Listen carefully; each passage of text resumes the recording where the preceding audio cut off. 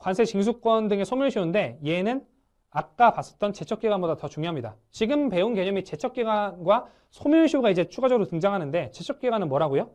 납세 고지를 하기 위해서 어떤 주어지는 세관에게 주어지는 어떤 부가권을 행사할 수 있는 기간인데 소멸시효는 이제 다른 겁니다. 예를 들어 제척기간에서는 이제 납세 고지를 할 수 있었다면 이제 소멸시효로 들어오면 이제 징수권을 발동하는 게 이제 전제가 되는데 뭔 말이냐? 납세 고지를 받았으면 관세를 납부를 해야 될 거잖아요. 근데 관세를 계속 납부를 안 해요. 고지서를 받았음에도 불구하고. 그러면 계속 연체가 되죠. 관세가 연체되는 걸 체납이라고 합니다. 안 쓰셔도 돼요. 체납이 되면 세관은 가만히 있어요?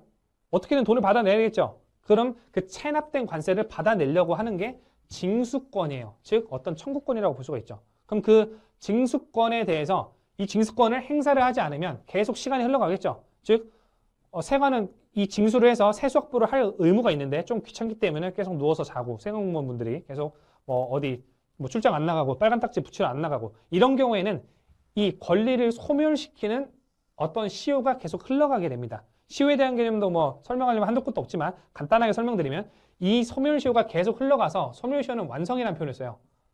소멸시효가 완성이 돼버리면 징수권이 사라지게 돼요.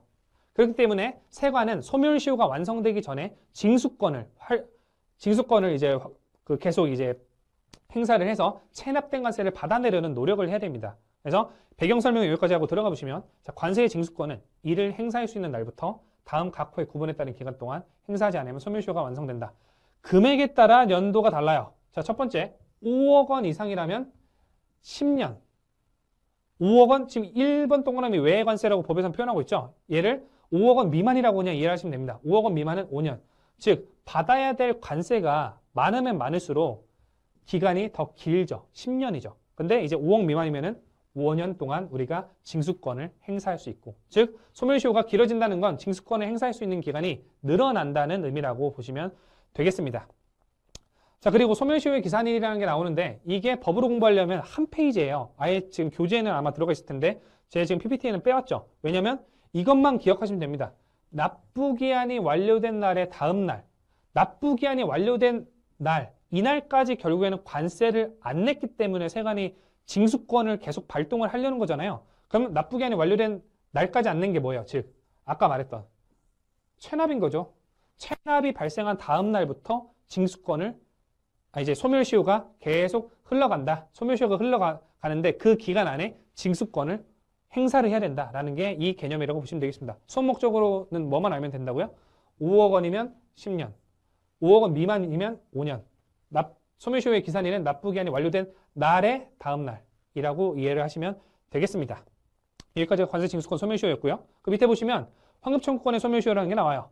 관세징수권은 누가 누구를 괴롭히는 거예요? 세관이 납세 의무자가 관세를 안 냈으니까 걔를 계속 괴롭히는 거예요. 근데 환급청구권은 반대입니다. 납세자가 세관으로부터 돌려받을 어떤 모종의 사유로 인해서 환급금을 돌려받을 게 생긴 거예요. 그거를 이제 환급청구권을 행사를 하는 겁니다. 누구한테? 세관한테. 야, 세관아, 돈 내놔. 내가 낸 것도 많지만 돌려받을 것도 많다. 이러면서 환급청구권을 행사하는데 그 기간은 언제부터 언제까지 행사할 수 있다? 5년간 행사하지 아니하면 소멸시효가 완성돼서 더 이상 환급청구권을 행사할 수 없다. 즉 5년이다. 외우기 쉽죠? 관세징수권 소멸시효도 원칙은 이 금액이 낮으면 5년, 얘도 5년, 금액이 높으면 10년. 이렇게만 암기하시면 문제 푸는 데는 크게 지장이 없어요. 자, 넘어가셔서 사실 이게 심화적인 부분인데, 자, 환급청구권 소멸시효의 기산일. 아까 말했던, 자, 정리하자면 제척기간은 언제였어요? 다음 날이었죠. 과세물건 확정 시기의 다음 날이었고, 관세징수권의 소멸시효의 기산일은 언제였어요? 아까 봤잖아요. 납부기한이 완료된 날의 다음 날이었고, 지금 나오는 환급청구권의 소멸시효의 기산일은 사유 발생, 여기 조금 더 의미를 살려주려면 당일이에요, 당일. 여기는 뒤에 다음 날, 납부기한의 다음 날, 이런 말 안 붙어 있죠? 그렇기 때문에 일, 그리고 일. 이렇게만 외우시면 되고, 이 각각을 이해하기 위해선 너무나 많은 시간이 필요하고 너무나 수업 목적 외의 것들에 집중을 해야 되기 때문에 우리는 약간 테크니컬하게 들어가시면 됩니다. 다시 정리. 제척기간은 과세물건 확정 시기의 다음 날. 그리고 아까 봤듯이 소멸시효의 기산일은 납부기한이 완료된 날의 다음날, 그리고 환급 청구권의 소멸시효의 기산일은 사유 발생일로 그냥 암기하시고 문제만 몇 번 풀어보시면 되겠습니다. 자, 넘어가요. 자, 이제 볼게 시효의 중단 및 정지입니다. 아까도 말했듯이 소멸시효든 환급 청구권의 소멸시효든 관세 징수권의 소멸시효든 시효라는 건 완성이 된다면 어떤 효력이 있는 거예요?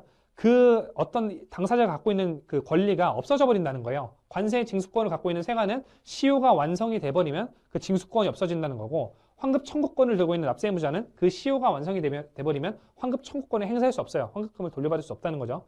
그렇기 때문에 이 시효란 게 중단이랑 정지라는 장애물이 있습니다. 그러면 시효가 중단된다는 건 결국에는 징수권은 결국 길어진다는 거예요. 중단과 정지는 결국에는 징수권이든 아니면 환급 청구권이든 길어진다는 거거든요. 그건 어떤 사유로 이제 중단되느냐. 중단이라고 한다면 예를 들어 환급, 우리 징수권이 5년이었잖아요. 근데 그 5년 중에 예를 들어 2년 6개월 동안 가만히 있다가, 세관이 가만히 있다가 2년 7개월째에 납세 독촉을 한번 해요.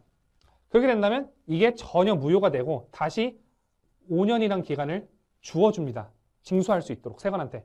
굉장히 불합리해 보이지만 그렇게 해서라도 우리가 세관이 징수권을 보존을 해줘야 우리가 세수확보가 되는 거잖아요. 환급청구도 이런 어떤 그런 개념이 있어요. 하지만 환급청구권은 지금 중요한 게 아니기 때문에 징수권만 볼게요.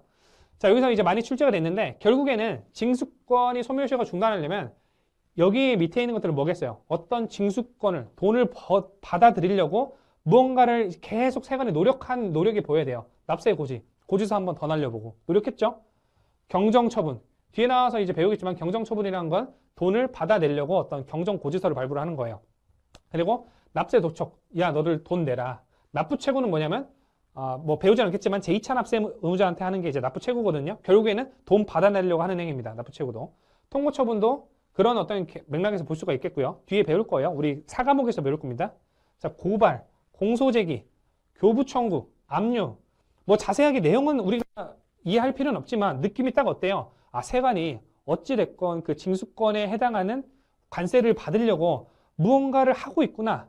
그렇게 된다면 우리가 시효를 중단시킨다. 2년 6개월 흘렀다면 이걸 중단시키고 다시 원점으로 회복시켜주는 거. 이게 바로 다시 원점인 5년 동안 다시 갖게 해주는 게 중단 사유예요. 요거는 외우셔야 됩니다. 그래서 요거 사이에 뭐 고소 이런 걸 넣는다거나 이렇게 막 엉뚱한 걸 집어넣으면서 선지를 구성하게 됩니다. 그래서 1번부터 8번까지는 이제 충분히 외워주셔야 되는 거고 넘어가요. 자, 그 다음에 나오는 게 환급 청구권 소멸시효의 중단. 얘도 이제 환급 청구권의 소멸시효는 환급 청구권의 행사. 누가 행사하는 거예요? 납세 의무자가 어찌되건 간에 환급금을 돌려받으려고 어떤 액션을 취했구나. 이러면 다시 5년을 원상 회복시켜준다는 얘기고, 이제 3번은 약간 다른 개념입니다. 지금까지 배운 건 중단인데 이제 나올 개념은 정지예요. 뭔 말이냐? 자, 1번 동그라미. 자, 관세 징수권의 소멸시효는 관세의 분할 납부 기간. 이거 외우셔야 됩니다.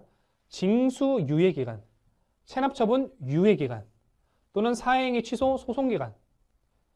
얘는 약간 개념이 다르긴 한데 이 세 개만 놓고 보자면 세관이 납세의무자한테 어느 정도의 은혜로운 기간을 베푸는 기간입니다. 보시면 분할 납부도 해줄 수 있게 해주고 조금 더 나눠서 내라 라고 해주고, 야, 내가 너네를 바로 이제 징수해야 되는데 조금 유예 기간을 둘게. 얼마나 이제 착하게 봐주는 거예요. 체납처분도 원래 빨간 딱지 따닥따닥 붙여가지고 다 매각한 다음에 그 관세에 충당시켜야 되는데 그것도 유예시켜줄게. 이건 뭐예요?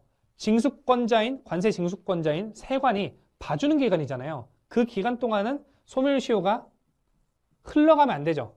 잠깐 이제 정지가 돼야 되죠. 그 다음에 이제 분할납부 기간이 끝나면 이 정지된 기간이 초기화되진 않고 이제 계속 이제 흘러갑니다. 예를 들어 2년 6개월 만에 이제 분할납부를 허락해주면 그 2년 6개월이 다시 0년으로 돌아가서 5년간 카운팅되는 게 아니라 2년 6개월은 그대로 두고 분할납부 기간 동안, 분할납부 기간이 끝나면 다시 2년 6개월부터 시작을 해서 소멸시효가 완성으로 가는 그런 개념이라고 보시면 되겠습니다. 왜? 소멸시효가 흘러간다는 건 어찌됐건 시효가 흘러간다는 건 시효가 흘러가서 완성이 돼버리면 그 권리가 박탈당하는 거기 때문에 굉장히 손해예요. 근데 지금 이런 정지 같은 개념은, 이런 개념들은 세관이 좀 혜택을 주는 거기 때문에 그 혜택을 주는데도 불구하고 시효는 계속 흘러가면 안 된다. 잠깐 포즈 해놔야 된다. 정지해놔야 된다라는 개념이니까 그렇게 이해하시면 되겠습니다.